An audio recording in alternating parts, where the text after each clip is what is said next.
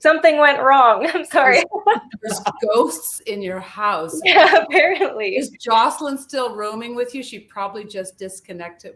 Yeah. Did I say something wrong? I was gonna say that was the abort button in case you start asking if questions. you say something wrong. Curling now enters the Sports Weekend spotlight.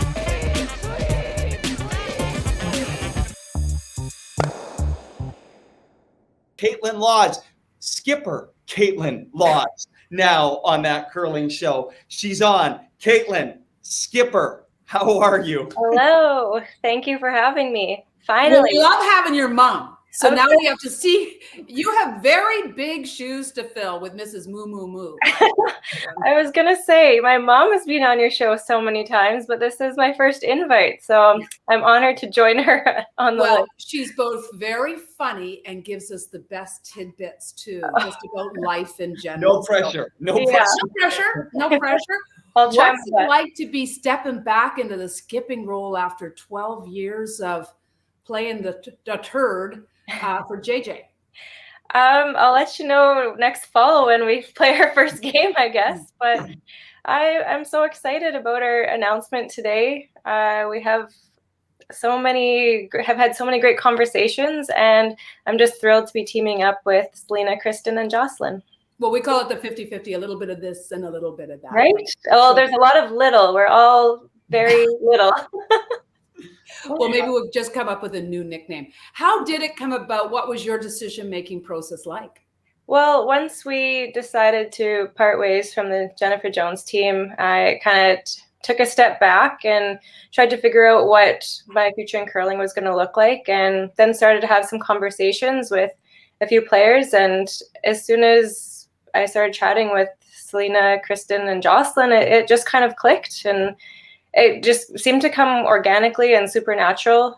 We had a ton of laughs right away, and it felt really easy. So I don't know, it just kind of happened very quickly, but I'm super excited about it. Kaitlyn, how challenging is change? We've seen the conversations going on over this last week about changes of lineups, hitting the reset button on the quadrennial, leading to the next Olympics. How challenging is that? How difficult is that to have those conversations, knowing that inevitably something has to end in all of this? Right. It's been a crazy few weeks with all the team announcements. I've never been a part of something like this in my life. So, I mean, this is the first time we've assembled a new team probably since I was 12 or 13 years old. It's been a long time.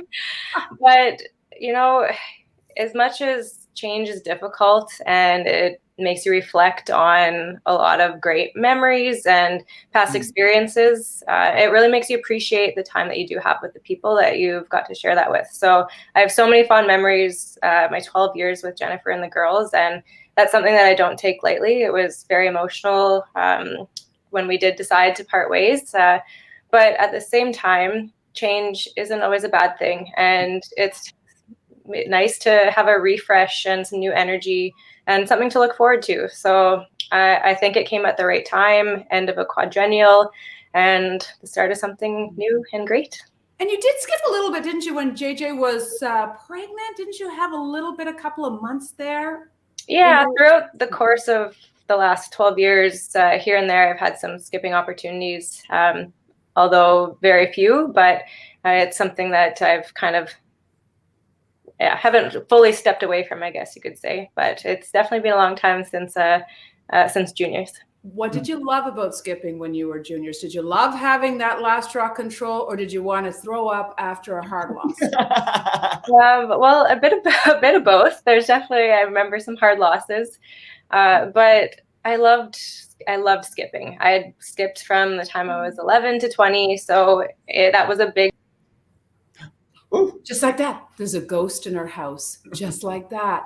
She loves skipping. And what a great skip she was. 2 Canadian junior champions.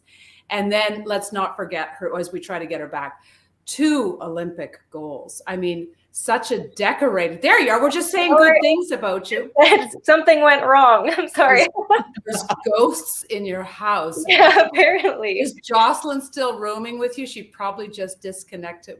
Yeah. Did I say something wrong? I was going to say that was the abort button in case you start asking if questions. you say something wrong, I do that too. Okay. That was the safety valve in the interview to pull. Let's go back to your skipping though, between I think you said 11 and 20. Yeah, I loved it. I was super passionate about it. It felt like it was my position. I love strategy, but in the same breath, I've never been like tied to a position. As soon as the opportunity came to play third in women's with Kathy King and then 12 years with Jennifer Jones, like I was 1000% playing that position, and I buy into that role, and I want to try and be the best at that position and learn the role and learn my responsibilities. So, it's going to be the same thing now going back to skip.